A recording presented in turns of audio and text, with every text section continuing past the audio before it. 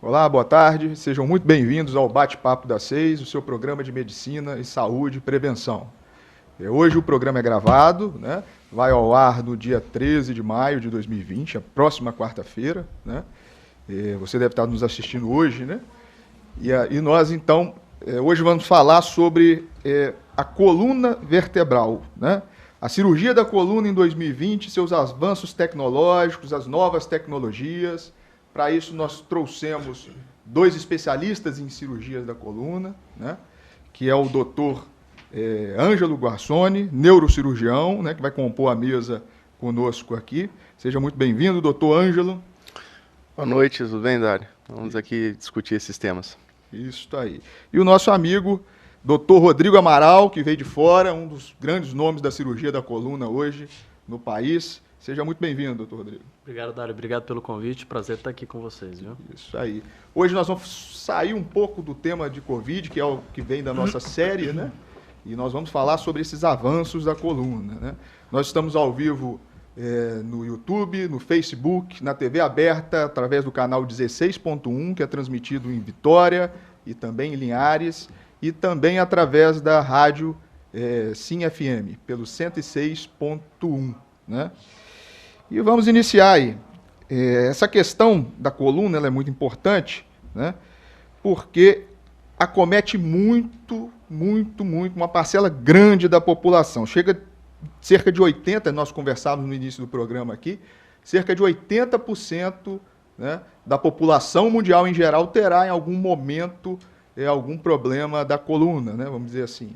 E aí, para a gente introduzir esse tema, eu acho importante a gente entender o que é essa estrutura, né? O que é a coluna vertebral, né? Uma estrutura tão importante no organismo, né? E depende, às vezes, de duas especialidades para a gente entender melhor essa questão. Você gostaria de falar isso para a gente, doutor Rodrigo? O que é a coluna vertebral, a tão conhecida coluna, né? Vamos lá. Vamos tentar trazer um pouquinho do que, né, de dados um pouco mais científicos, um pouquinho melhor entendimento disso, né?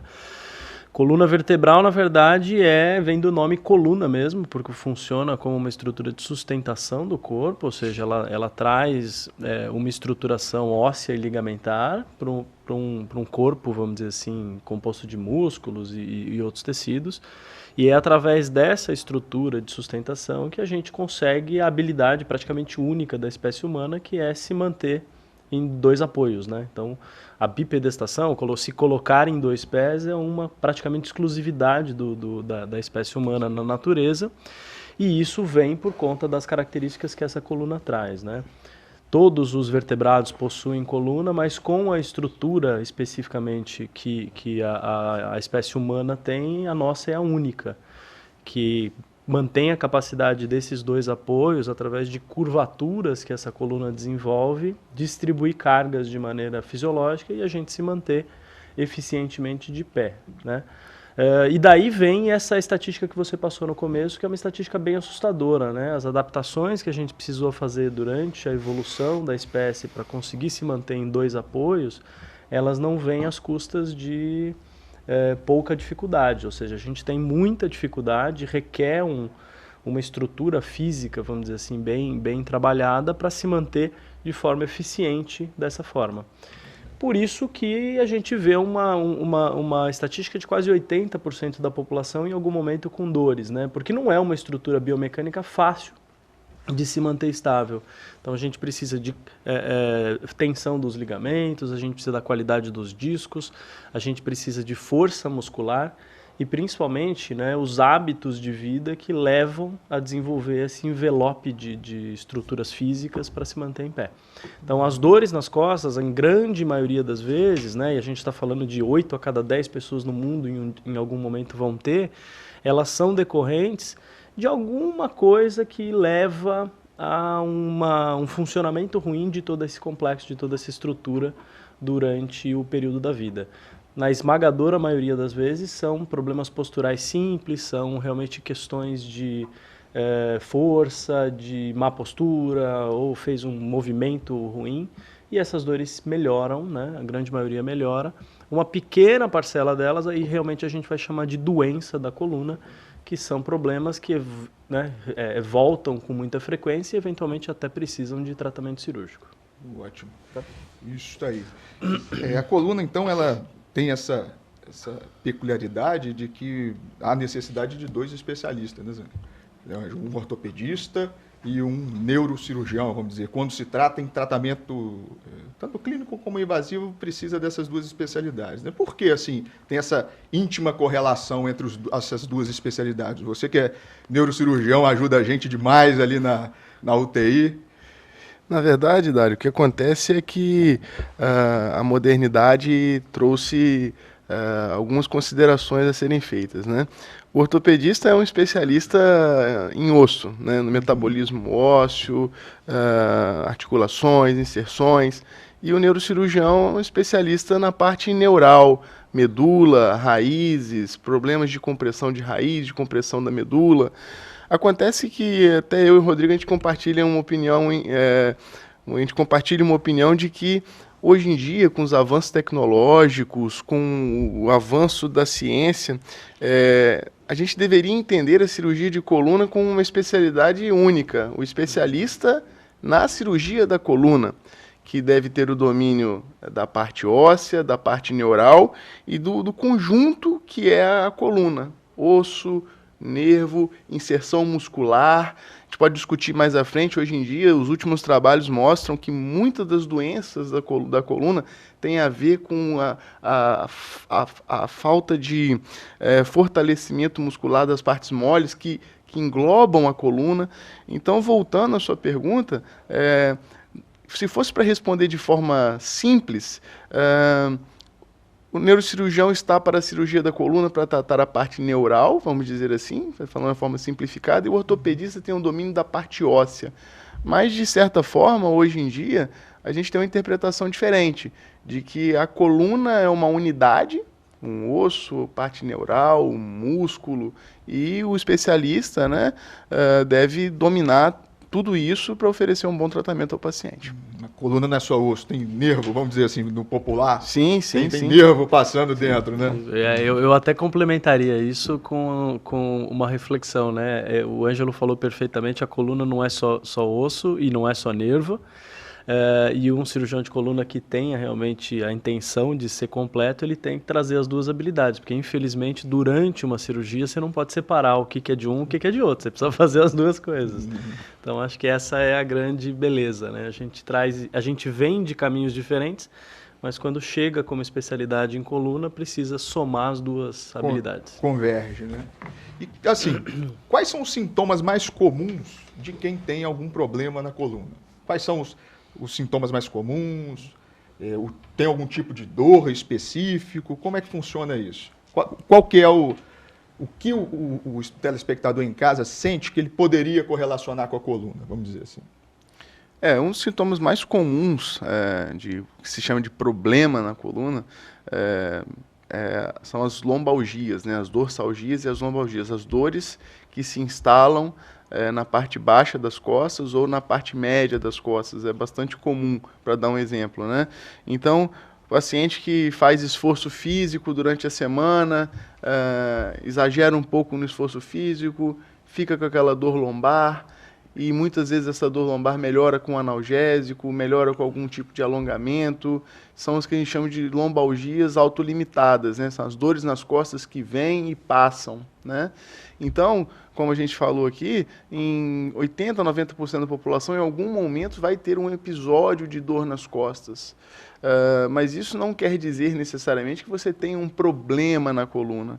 Isso é um dos principais sintomas, que são sintomas que podem levar a gente a imaginar que possa ter alguma coisa fora do normal na coluna. Mas quando se fala em problema na coluna, de fato, pode ter vários sintomas, porque como a gente disse aqui, a coluna é uma estrutura complexa. Complexa demais. Então, o que acontece? A gente deve estar em alerta quando os sintomas de dores nas costas, dores que irradiam para as pernas, ou dores na região cervical que irradiam para os braços, ou perda de força na perna, né? Dificuldade de caminhar por perda de força, anda e a perna perde o jogo. Todos esses são sinais né, as dores refratárias, as dores que não vão embora com facilidade, ou então sinais neurológicos, perda de força na perna, formigamento, coisas que não melhoram com a medicação, tudo isso são sinais de que pode haver alguma coisa errada na coluna, e aí você precisa acender a luz amarela, a luz vermelha e procurar um especialista, porque precisa de uma avaliação, você precisa fazer um exame físico no paciente, solicitar um exame complementar para dar um diagnóstico. Né, Rodrigo? Exatamente. Queria complementar alguma coisa, Rodrigo? Não, acho que é isso aí. Sintoma? Realmente o sintoma mais comum é a dor nas costas em si, né? A dor axial, que a gente chama, ou seja, a dor central na coluna, realmente é o principal sintoma. E os sinais de alerta, a luz amarela, a luz vermelha, elas vêm quando a gente vem associar, que isso vem associado ou um quadro que realmente não vai embora, ou uma dor irradiada com um déficit específico, com uma perda específica de força, de sensibilidade. Eu até levaria aí dores noturnas, né, dores de característica não habitual, ou seja, dores diferentes, perda de peso, ou seja, quadros que vêm somado a alguma coisa. Então, esses são realmente os sinais de alerta, e aí, no geral, é onde moram as doenças verdadeiras da coluna. No resto, a gente está falando de uma adaptação, como eu falei no início, a essa postura em pé, que não é fácil, né? A gente demanda uma força muscular e uma estrutura de sustentação bem requintada. E quando isso falha, a dor é o principal sintoma.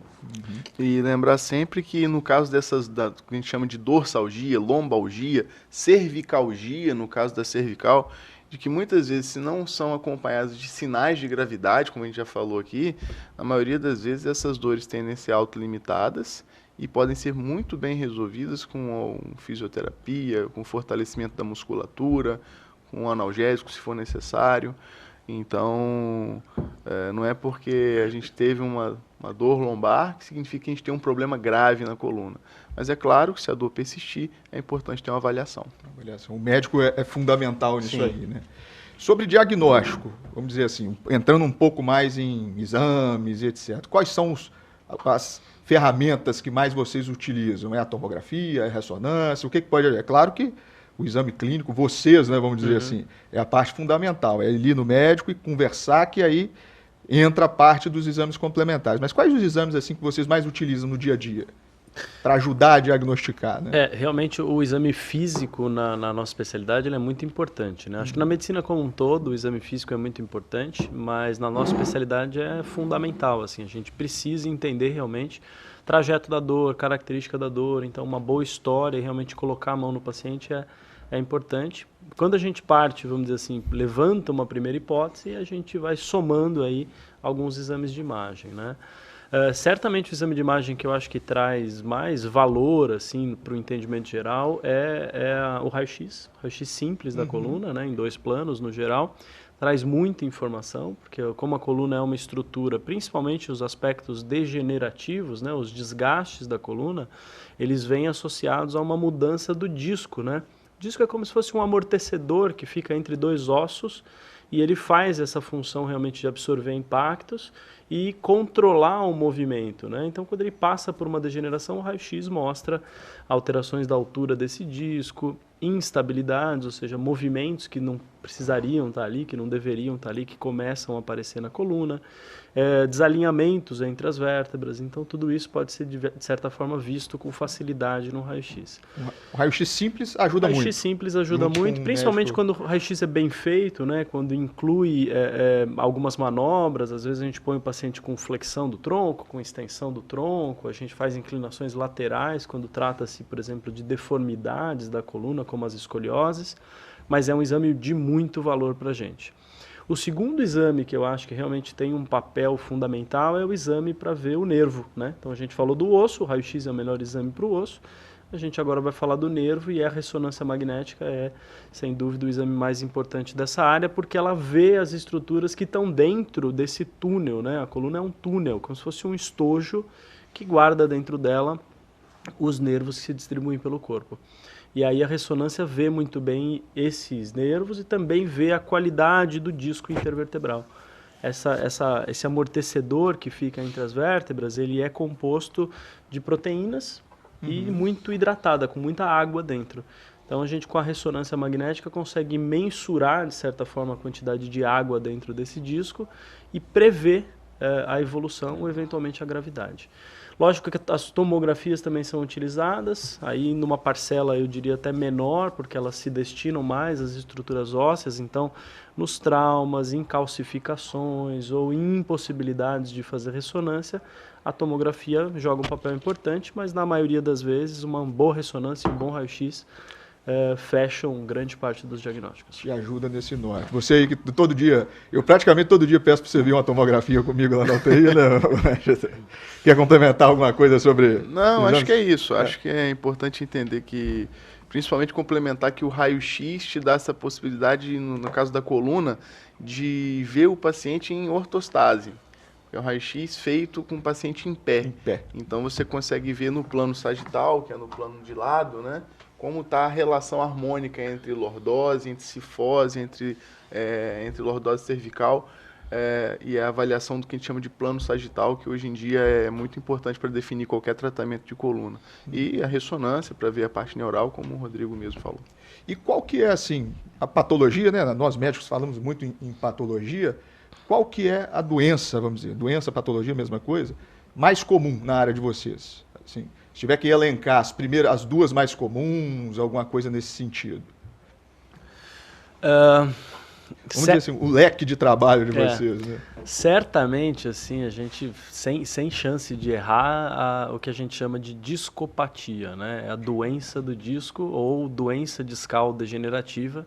A gente até usa uma abreviação para isso, a gente chama de DDD, né? Doença discal degenerativa. Ela, sem medo de errar, é a doença que a gente mais trata, porque realmente ela é o fruto, vamos dizer assim, do uso da coluna a longo prazo, e ela vem, de certa forma, somado a alterações e predisposições genéticas para realmente a manutenção dessa hidratação do disco. O ponto é que essa degeneração discal, ela é, de certa forma, o início de uma cascata de alterações que vão acontecer na coluna, que vão gerando outras doenças, outras patologias. Então, assim, a degeneração discal, ela é, vamos dizer assim, a mãe das hérnias de disco. Né? A gente fala em hérnia de disco como um diagnóstico muito comum na coluna, mas a doença é a degeneração discal. E a etapa que a gente está tratando no momento, às vezes, é a hérnia de disco. O disco, ele perfura-se, na enorme maioria das vezes, por microinstabilidade, ou movimentos errados que foi arrastando, e durante anos aquilo foi persistindo, até que existe um furo, né, um pertuito que acontece nas fibras anulares desse disco, e aí um pedacinho do conteúdo dele migra para o canal. Joia. Nós terminamos esse primeiro bloco, né? E no segundo bloco a gente traz dois grandes especialistas aqui em coluna para tirar mais dúvidas, e a gente vai entrar um pouco mais no que eles vieram fazer aqui em Linhares, né? A cirurgia da coluna, os avanços tecnológicos, né? E técnicas e tecnologias, vamos dizer assim. Até o próximo bloco.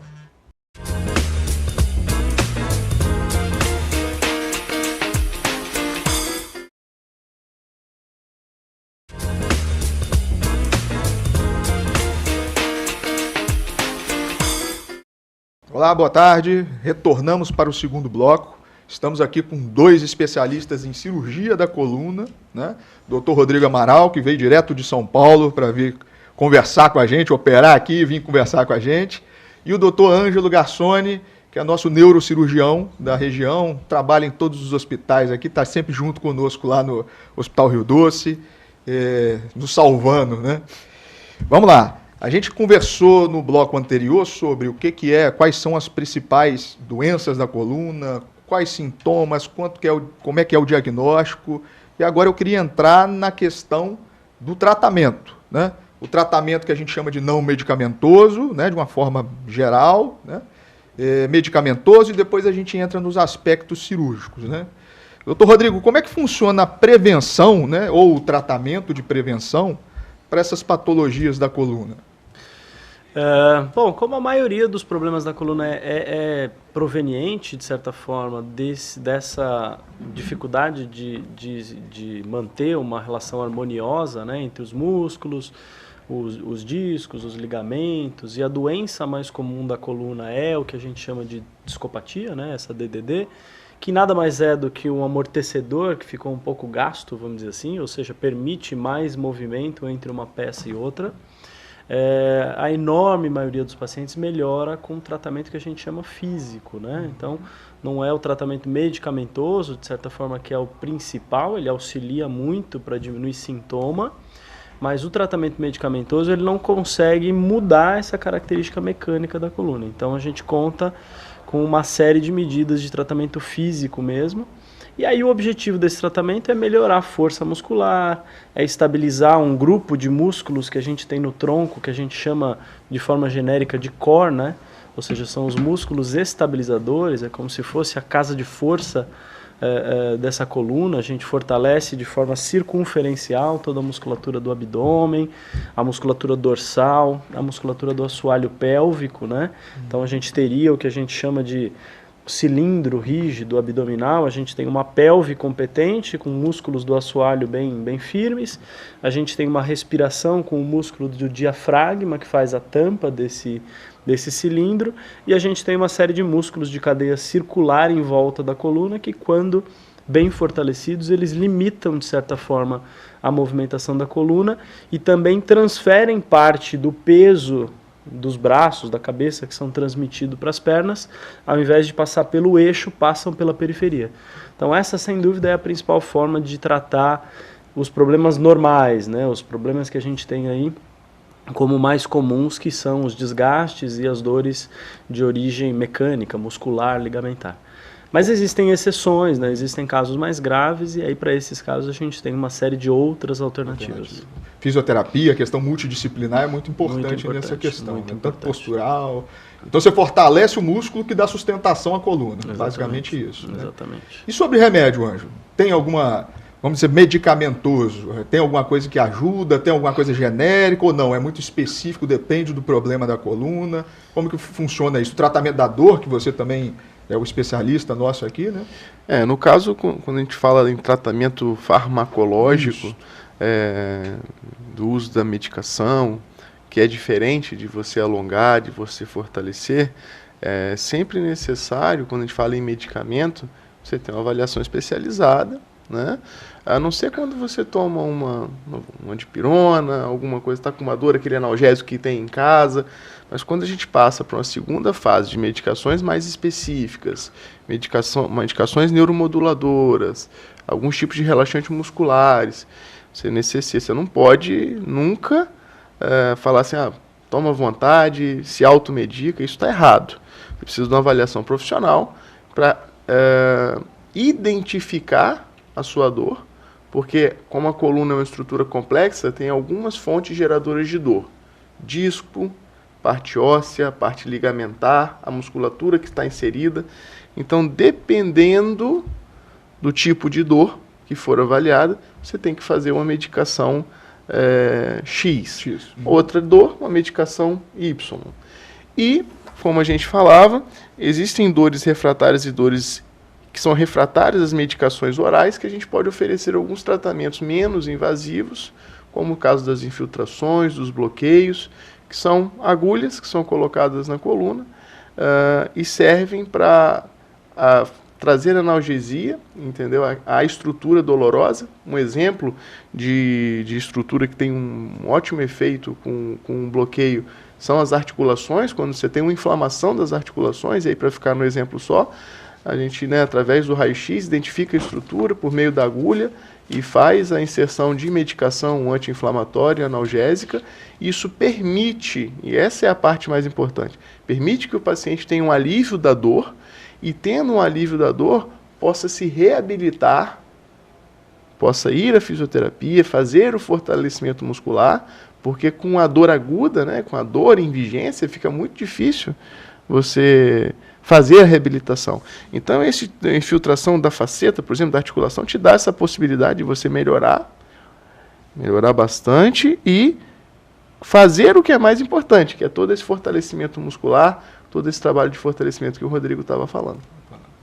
No tempo de pandemia aqui, a gente vem trazendo vários profissionais, e aí houve alguns detalhes sobre a questão do coronavírus, por exemplo, na cardiologia existiu algum problema sobre o captopril, um exemplo. E aí, inicialmente era para tirar, depois não, viu-se que não tinha benefício, né? E outras especialidades aqui também, nós trouxemos um alergista, o otorrino, né? Ele falou sobre o ibuprofeno. Tem alguma medicação que vocês utilizam no dia a dia que teve alguma influência sobre, ou então alterou alguma coisa no dia a dia de vocês? A questão do coronavírus? Uhum. Teve sim. Na verdade, como o Ângelo falou, a gente lança a mão de várias alternativas, né? Então, existem dores de origem neural, existem dores de origem somática, ou seja, óssea, muscular, ligamentar. A gente faz sempre uma combinação de tratamento, né? E um tratamento que a gente comumente utiliza é a associação dos analgésicos, dos anti-inflamatórios. Por vezes a gente parte para o uso de alguns corticoides em doses relativamente baixas, mas a gente faz uso do corticoide. E com essa pandemia surgiu uma polêmica relativamente grande com a utilização do corticoide, né? Talvez o corticoide pudesse interferir, de certa forma, nessa implantação inicial do vírus, né? Então eu particularmente tenho tentado, na medida do possível, evitar a utilização restrita disso, até que exista uma evidência formal com relação a isso, e tentando ponderar risco-benefício, né? Então botando na balança aí o que é melhor para o paciente, qual é o quadro, se existe outra alternativa de tratamento, se a gente teria alguma outra alternativa. O ibuprofeno realmente parece ter alguma relação, a gente não tem uma evidência, tudo é muito novo, né? As evidências ainda estão sendo criadas, mas o ibuprofeno para a gente ele é possível, principalmente porque a incidência em população mais baixa, né? Em população mais jovem é pequena. De dores. Então, como o ibuprofeno é uma alternativa muito importante para essa população, na população adulta a gente tem outras drogas que acabam substituindo sem o risco. Mas eu diria que o corticoide faz bastante diferença. Entendi. Sobre a questão, agora a gente entra, vamos entrar de uma vez, né? Você estava planejando pelo último bloco, mas eu acho que é o grande know-how de vocês e grande diferencial, né? Que a cirurgia de coluna, antigamente, ele era muito estigmatizada, né? A cirurgia era muito grande, os desfechos não eram tão bons, né? E agora isso vem mudando, né? Através da tecnologia, dos avanços tecnológicos, né? O que trouxe, assim, vamos dizer, nos últimos anos, o que a modernidade trouxe, quais são os principais pontos que a cirurgia da coluna está tendo uma revolução, vamos dizer assim? Qual é o detalhe?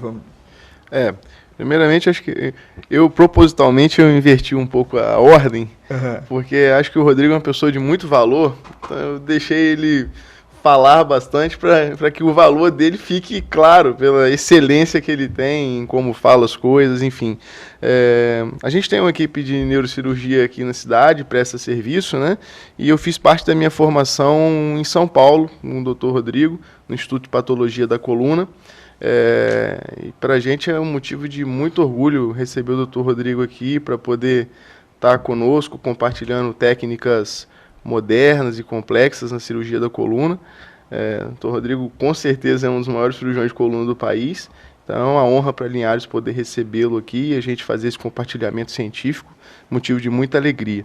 Então eu estou falando isso porque uma das especialidades do Dr. Rodrigo é a cirurgia de coluna minimamente invasiva, que é a possibilidade de tratar o paciente com menor perda sanguínea, menor tempo cirúrgico, oferecer ao paciente, a pacientes que não têm condição de uma cirurgia, vamos dizer assim, convencional da coluna, pacientes mais idosos que possam receber tratamento.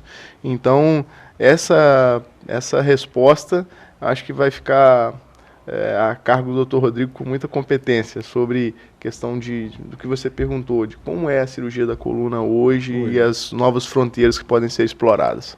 2020, como é que nós estamos? A gente tem cortes grandes, né? Isso que a população quer saber. Diminuiu o corte, como é que é a recuperação? Vamos começar pelo menos... O que é essa cirurgia endoscópica minimamente invasiva e etc? Tá. Bom, vamos lá. Eu acho que a cirurgia da coluna mudou realmente. A gente passou por uma revolução da cirurgia da coluna. Você muito bem disse aí no começo que a gente tinha alguns estigmas, né? Era uma cirurgia estigmatizada. Ainda arrasta um pouco disso em tempos atuais, em dias atuais, mas realmente na década de 1990 para frente, várias técnicas cirúrgicas foram sendo revolucionadas no mundo, né? A gente finalmente parece que conseguiu entender alguns aspectos importantes da coluna, que são o alinhamento, né? A gente falou um pouquinho da estrutura mecânica da coluna, então hoje a gente tem um entendimento completamente diferente do que tínhamos com relação à relação, né, de ângulo e anatomia que essa coluna precisa ter. Então isso foi um conhecimento que veio se estruturando, né, a partir da década de 70 na França, 80 na França, mas realmente tomou o mundo aí provavelmente nos anos 2000, e isso muda muito o resultado da coluna. E somado a esse entendimento, a gente começou a fazer as mesmas coisas que faríamos, né, numa cirurgia convencional aberta, através de pequenos furinhos, em que a gente às vezes, ao invés de usar um único furo para chegar num lugar e fazer o que a gente precisa, a gente usa vários pequenos furinhos pela frente, pelo lado, por trás, e aí a gente não danifica a estrutura, né? Se a coluna é uma estrutura de sustentação do corpo, a gente danificar a musculatura, danificar o ligamento, às vezes tirar osso e tudo mais, tem um impacto muito grande, e aí os desfechos não são tão bons. Quando a gente usa técnicas mais modernas, a gente passa a ter menos efeito colateral na coluna para fazer a mesma coisa que era o objetivo. Então é isso que realmente revolucionou a cirurgia da coluna nos últimos anos. Eu diria que no Brasil a gente está falando de talvez 10 anos, 15 anos aí, agora chegando perto dos 15 anos das primeiras técnicas, mas do ponto de vista de alcance, vamos dizer assim, desses recursos tecnológicos, eu acho que os últimos 5 anos têm sido cruciais, né? Eu acho que a gente vem numa evolução contínua, vem numa crescente em disponibilizar esse tipo de recurso para todo o Brasil. Então, agora realmente a gente pode falar de maneira mais ampla, mais aberta. Existem sim técnicas muito mais modernas, técnicas muito mais efetivas, que podem entregar resultados excelentes, assim, às vezes até de cirurgias em pacientes atletas que voltam a competir em alto nível, que voltam a ganhar medalha em competições. Eu particularmente tenho uma paciente que está no Guinness, que fez um feito sensacional e acabou indo para o Guinness Book, depois de uma cirurgia da coluna. Então, realmente, a gente hoje tem técnicas que são compatíveis com excelência. Acho que tudo sempre caso a caso, tudo dependendo da boa indicação e da boa avaliação do caso, mas realmente a gente finalmente consegue falar em resultados bons. Melhores resultados e menos invasivos, né, vamos dizer exatamente. Assim. Eu que faço muito risco cirúrgico, vocês acham, né, que para o paciente com muita comorbidade, isso também ajudou? Paciente o risco cirúrgico é mais ou menos assim, eu avalio o risco do paciente de ser submetido. Vocês acham que o paciente que tem muita comorbidade esses avanços ele ajudou também? Você pode entrar num paciente com mais comorbidade ou não? Isso ajuda também? Ajudou nos pacientes, ou seja, por ser menos invasivo, é isso que eu queria dizer. Isso, né? Exatamente. O grande problema de uma cirurgia, na verdade, é o porte dela, né? O tamanho, é o quanto você vai espoliar, né? Que é o quanto de perdas esse paciente vai ter durante a cirurgia. E como a gente faz hoje cirurgias com pequenos cortes, com sangramento é muito pequeno, a gente realmente consegue oferecer esse tipo de tratamento a pacientes que normalmente não teriam a chance, né? Que não poderiam, porque o risco é muito grande. Quando a gente traz um sangramento a um nível mínimo, o tempo da cirurgia a um nível mínimo, às vezes a gente passa a ter o risco cirúrgico diminui por conta do impacto dessa cirurgia no organismo do paciente. Excelente. Quer comentar mais alguma coisa, doutor? Não, tá tudo. Acho que esse é o sentido, não tenho nada a acrescentar, porque esse é o sentido da cirurgia mínima invasiva. É diminuir o tempo cirúrgico, a perda sanguínea, para poder oferecer tratamento a mais pessoas. O trauma, a inflamação, Isso. Né? Isso aí. Chegamos ao fim do segundo bloco. Muito bacana ter esses profissionais conosco, profissionais de excelência, né? E no último bloco a gente fala um pouco mais sobre cirurgia da coluna e os avanços dessa tecnologia, né?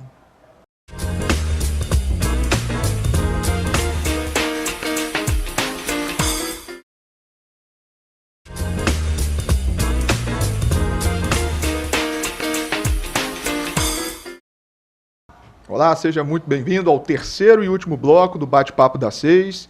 Hoje com a presença dos nobres especialistas em coluna, né, em cirurgia da coluna, o Dr. Rodrigo Amaral, que veio de São Paulo nos contemplar aí com seu conhecimento, o Dr. Ângelo Garçoni, que está conosco no dia a dia aqui, o nosso cirurgião excelente, competente demais. A gente conversava no último bloco, sobre os detalhes da cirurgia, né, os avanços tecnológicos, né? E a gente conversou aqui no intervalo sobre as principais cirurgias, né? Hoje a gente tem as doenças discais, né, que tem tido avanços enormes nesse sentido, né? E quais são assim os detalhes dessa doença discal? Você já explicou para a gente que o disco ele seria ali a borracha que fica no meio dos ossos, né? Uhum. Isso vem se desgastando. Qual é o grande avanço nesse sentido do ponto de vista cirúrgico? Tem vários, né? Na verdade, a cirurgia doenças degenerativas da coluna, que a gente chama, né? Ela evoluiu muito. Essa realmente é o grande avanço aí das técnicas que a gente chama de mínima invasão, minimamente invasiva. O termo minimamente invasivo, às vezes, é meio complicado, né? Porque a gente está tratando, às vezes, grandes problemas sérios e fazendo cirurgias que mudam uma anatomia do corpo e tudo mais, e a gente acaba usando o termo minimamente invasivo, que, na verdade, é uma generalização do que a gente chama de fazer a mesma coisa que se fazia, ou, eventualmente, alguma coisa um pouco melhor, com menor dano tecidual, com menor efeito colateral, né? Então, a definição que mais chega perto, vamos dizer assim, de definir o que é minimamente invasivo, na minha opinião, é essa. É você alcançar o mesmo resultado ou superioridade de um tratamento através de uma técnica que exerça menos dano e que esse dano possa ser mensurado, né? Ou seja, tem menos dano do processo inflamatório, né? Você falou aí um pouquinho de SARS, né? De resposta inflamatória.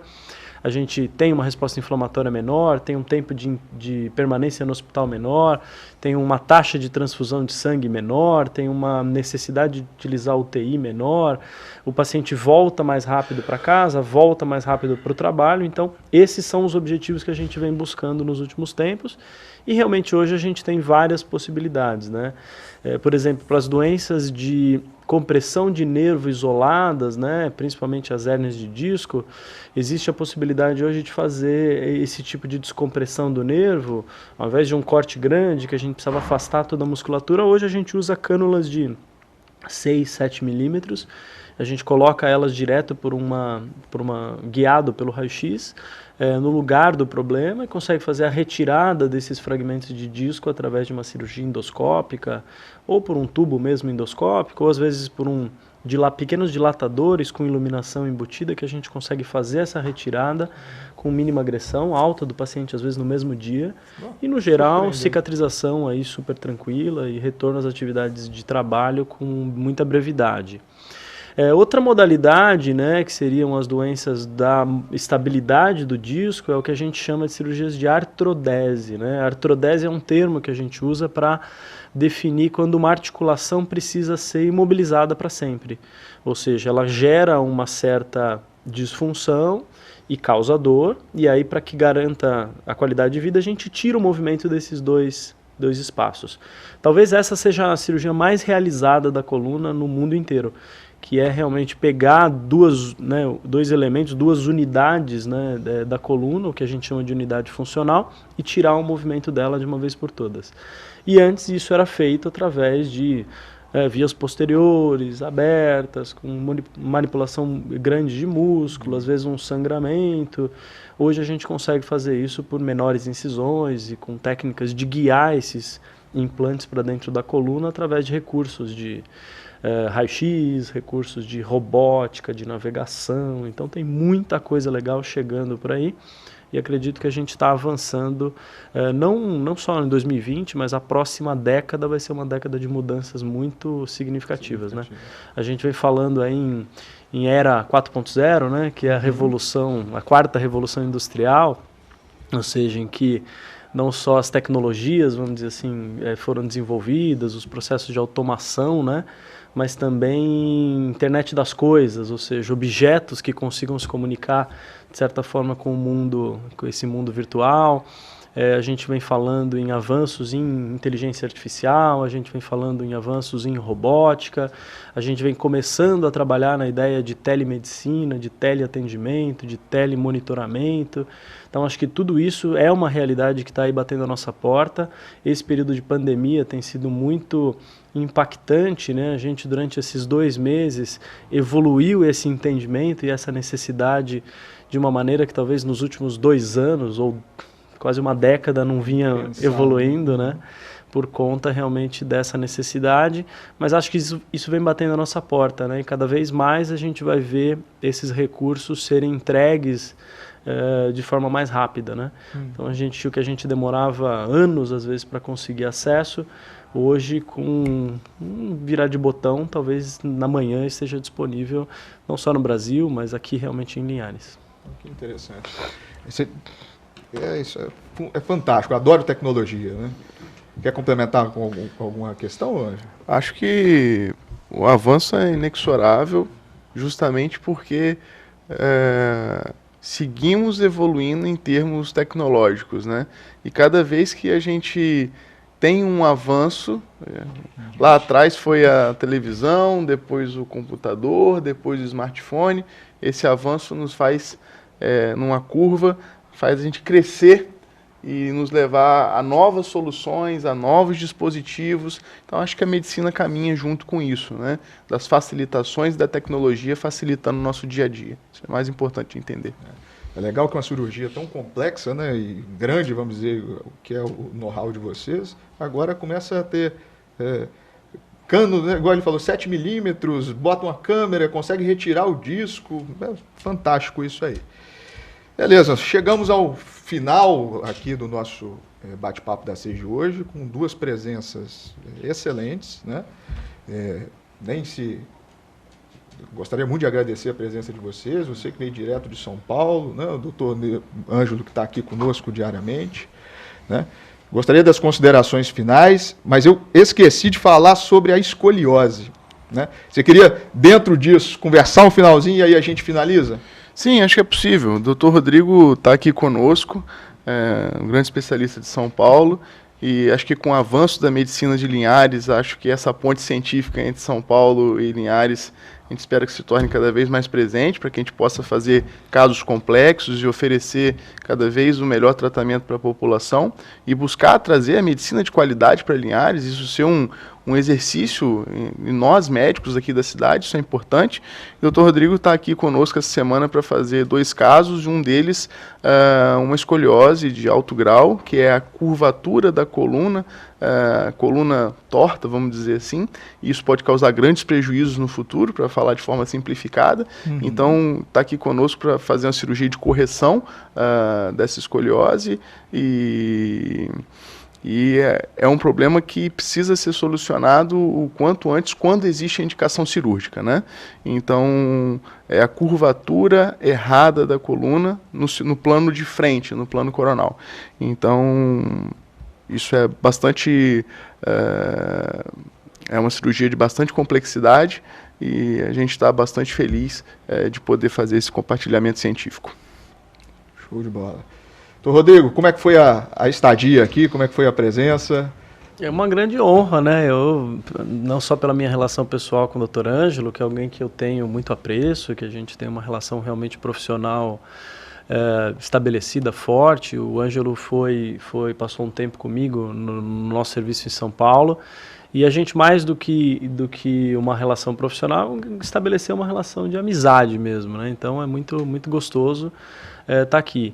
E uma outra coisa que é muito legal é conseguir ver, né, no que a gente vinha falando de avanços da tecnologia e tudo mais, que existe hoje no Brasil, e acho que isso tudo por conta da velocidade com que a informação circula, existe hoje um nivelamento, né? A gente percebe hoje que a distância entre um grande centro de excelência e às vezes regiões assim mais interior do país e tudo mais é muito pequena, né?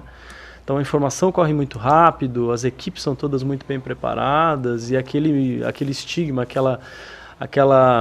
o jargão, né, de que isso tem que ir para a capital, isso já não existe mais, né? Só a capital que faz já... Não existe mais. Eu tenho rodado aí, eu faço parte da minha vida profissional realmente rodando estados e cidades aí com novas cirurgias.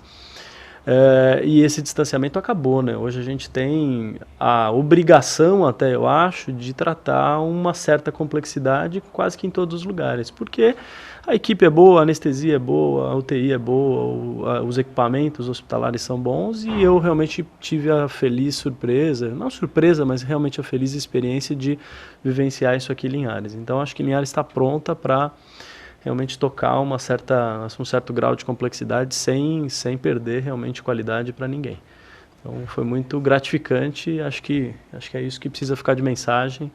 Tem uma possibilidade muito além aí do que às vezes até as pessoas imaginam. Né? Cirurgias que eram impensadas estão acontecendo aqui em Linhares, né? Isso aí. Doutor Ângelo, muito obrigado pela presença. Eu que agradeço a oportunidade da gente poder fazer esse serviço social de esclarecimento para a população e de compartilhar conhecimento de alguma forma. Prazer trabalhar com você todo dia, diário, pessoa magnífica, tecnicamente, como pessoa também. Obrigado, Dário. Meu querido doutor Rodrigo, prazer em conhecê-lo. Espero que você venha mais vezes aqui, mais casos e etc. Mais vezes no programa também, né? Para mim foi um prazer. É a primeira vez aqui na cidade, mas eu já me coloquei à disposição para voltar.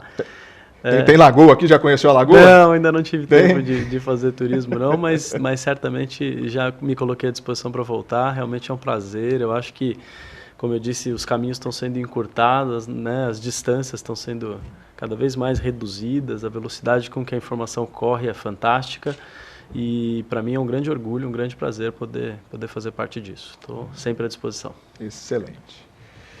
E é isso aí, o programa de hoje muito bacana, falando sobre a especialidade, né, da cirurgia da coluna. Muito obrigado por vocês terem acompanhado o nosso bate-papo das 6. E é isso aí. Um grande abraço, até a próxima.